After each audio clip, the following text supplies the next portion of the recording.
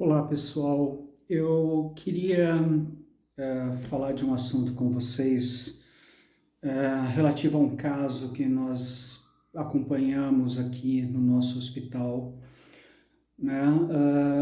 E que eu acho bastante relevante para falar, para a gente entender um pouquinho da importância de um diagnóstico veterinário, de um tratamento veterinário bem feito. Né, então, tanto do tratamento quanto a gente vai ver do diagnóstico, entender nisso tudo qual é a função, né, não só como médico veterinário no sentido de saúde pública, de saúde única, de saúde do coletivo, e tudo isso que com certeza é extremamente importante, mas a gente tem que entender também a importância, a responsabilidade que o médico veterinário tem, inclusive como a sua importância social, né, para a gente entender algumas coisas de algumas relações que são extremamente importantes. Então, deixa eu tentar explicar as coisas de uma forma simples. Vamos lá. Nós atendemos, primeiro eu vou contar o caso e depois a gente faz algumas digressões sobre tudo. O caso basicamente é o seguinte: um paciente, né, com erlíquia, fazendo tratamento para erlíquia, e que em determinado momento também foi fazer um exame para leishmaniose visceral canina. Esse paciente com erlíquia tinha sangramentos espontâneos, né? Eu não tive acesso a nenhum exame anterior, né, para ver como é que estava antes da gente atender, mas assim, ele tinha sangramentos e começou o tratamento, continuou tendo sangramento e a pessoa foi lá numa casa agropecuária colher material para fazer o exame de leite. E aí fez aquele famoso ELISA, acho que ele já tinha um imunocromatográfico positivo, né? E aí foi fazer o ELISA, mas ele fez aquele ELISA que ele só fala se é reagente ou não reagente, né? Sem a gente saber como estava realmente a quantidade de anticorpos ali, né? Sem a gente saber em que diluição isso estava acontecendo, etc. Também não tinha o RIF, né? Então vamos entender um pouquinho o que aconteceu, né? Devido a tudo isso, o tutor, ou marido da tutora, simplesmente, depois de ver que o animal era positivo para leite e ser aconselhado que esse animal deveria ter sido eutanasiado pela casa agropecuária, ele simplesmente não quer mais o cachorro. O cachorro, para ele, não é mais viável estar perto dele, estar na casa dele, e ele falou para a esposa, que ama o cachorro e queria ficar com o cachorro, que esse cachorro deve ir para o centro de zoonoses e ser eutanasiado, e se não for isso, que alguém adote o cachorro, porque com ele não vai ficar mais. E aí uma aluna da instituição optou por adotá-lo, tá? Mas o que acontece, gente? Não tinha a menor necessidade de fazer eutanásia desse cachorro, eu vou explicar por quê, né? E eu vou explicar o porquê que teve um erro veterinário importante aí, ou vários, para falar a verdade. Mas eu quero que vocês entendam o que isso ocasionou, né? A tutora queria muito continuar com o cão, ela ama esse cão, é um cão razoavelmente jovem, tem mais ou menos 1 ano e 2 meses, ela adora o cão, e o esposo dela simplesmente não quer mais que o cão fique em casa, e expulsou o cão de casa, e ele está completamente irredutível por tudo que ele já passou, tá? Não posso, não conheço a pessoa, o esposo dela, não sei como que ele é, não sei, então assim, se ele é intransigente com tudo ou não, ou, né, tem gente que fala, ele está se aproveitando da situação porque ele realmente não queria o cachorro, que seja, né? Não sei se é isso, tá? Não sei se ele só foi mal orientado ou se ele realmente... mas isso não é relevante na seguinte situação. O que a gente precisa entender é, quando a gente faz um tratamento mal feito, quando a gente escolhe um protocolo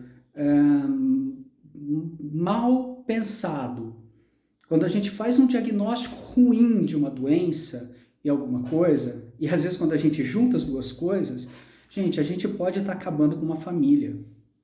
E é o caso. Eu não sei como que essa tutora vai tocar a vida dela. Ela ama o cachorro e ela nunca mais vai esquecer esse cão na vida dela. Esse cão foi importantíssimo na vida dela e será sempre como cão de todo mundo é. Normalmente a gente lembra, ai, meu cachorrinho que já morreu, meu cachorrinho, né, que eu perdi. Ele fica gravado com a gente, né? Ele vai ficar extremamente gravado para a gente, assim, no resto da vida. E é doloroso, é extremamente doloroso essa perda. Então, entenda que a gente tem uma responsabilidade social, que quando a gente faz isso, como nesse caso, a gente está destruindo uma família. É uma família multiespécie? É uma família multiespécie, mas é uma família. Isso é importante. Mas vamos lá. Quais foram os erros aí que ocorreram? Começando pela Ehrlichia. Tudo bem, fez o diagnóstico de Ehrlichia, né? O diagnóstico de Ehrlichia está feito, mas na hora de instituir o tratamento, algumas coisas precisam ser levadas em consideração. O pessoal entrou com doxiciclina e entrou com suplementação para ferro. Gente, existe muita... Na verdade, não existe muita, não. Tá? Via de regra, a gente sabe que o ferro, entre outros minerais, mas o ferro sobretudo, mas também magnésio, cobalto, né, eles podem interferir na absorção da doxiciclina, diminuindo a absorção de doxiciclina. Então não é recomendável fazer doxiciclina junto com ferro. Vocês vão ver em alguns lugares que podem dizer que, não, isso daí não é assim, porque é importante entrar com ferro, porque a anemia... Então vamos entender primeiro uma coisa sobre anemia e metabolismo de ferro. O ferro só é absorvido a partir do momento em que o meu organismo tem perda de ferro. Eu não consigo absorver ferro a mais do que aquilo que eu perdi. Como se perde ferro? Normalmente pela descamação das células intestinais, dos enterócitos. É assim que a gente perde normalmente, tá, no dia a dia, ferro. As mulheres por menstruação. Os cães não têm esse problema, os gatos não têm exatamente esse problema, porque eles não têm um sangramento tão intenso todos os meses, por exemplo. Então você tem alguma perda de ferro. E aí você consegue naturalmente, pela alimentação, reabsorver esse ferro que foi perdido. Tá? E você não vai conseguir absorver mais ferro do que aquilo que é necessário. O que acontece na Ehrlichia? Gente, Ehrlichia você não tem perda de sangue externa. Tá? A perda se dá por um aumento na hemocaterese. Então, todo ferro, né, que é perdido pelas hemácias que são destruídas durante a hemocaterese, né, a destruição dessas células pelo baço, esse ferro é reabsorvido, ele é reutilizado. Então, na Ehrlichia não ocorre perda de ferro.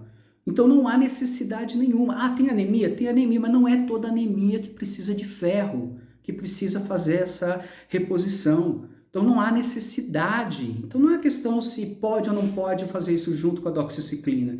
A questão é, não precisa fazer ferro. Não há necessidade nenhuma de fazer ferro. Você só vai fazer reposição de ferro se o animal tiver perda de sangue para o exterior do organismo, para o exterior do corpo. Então, por exemplo, se ele tiver um sangramento com um corte muito grande, cortou ali uma artéria femoral, ou em alguns casos na veterinária, alguns vermes que fazem espoliação de sangue, como hemoncos contortos em ovinos, que são coisas que a gente não vê no dia a dia na clínica de pequenos animais. Um verme espoliativo até existem, mas que façam esse estrago como faz o hemoncus contortus nos ovinos, não. Então, o que você não precisa, via de regra, repor ferro, a não ser que você faça um hemograma e a sua anemia dê como uma anemia microcítica. Se ela for microcítica, realmente está faltando ferro e aí precisa repor. Então a gente precisa parar com essa mania na veterinária de querer repor o que não está faltando. Né? Não precisa repor o que não está faltando. Ah, mas tem que repor vitamina B12, vitamina B9. Olha, existem as anemias megaloblásticas. Na veterinária existe, mas são mais raras. Em humanos elas são muito comuns, que elas seriam por falta da cianocobalina, que é a vitamina B12, e do ácido fólico, que é a vitamina B9. E aí, na falta dessas vitaminas, você realmente tem uma anemia chamada de megaloblástica. Que ela já é o contrário da microcítica, né? As células são grandes em vez de serem pequenas. Mas é raro e raramente precisa fazer reposição disso na veterinária, tá? Em animais só porque eles estão com anemia. Então, se ela não for megaloblástica também, não faz sentido repor vitamina B12 e vitamina B9. Não faz, ela não é megaloblástica. Não está faltando. Então, antes de sair suplementando coisas, a gente primeiro precisa saber se o animal precisa.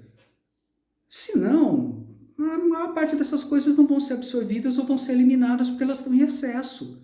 A gente está gastando dinheiro do tutor à toa. Né? E no caso do ferro, ainda está atrapalhando, né, a absorção da doxiciclina. Tá? Porque a maioria realmente da classe médica, tanto humana quanto veterinária, vê isso claramente, né, que você tem uma diminuição na absorção da doxiciclina.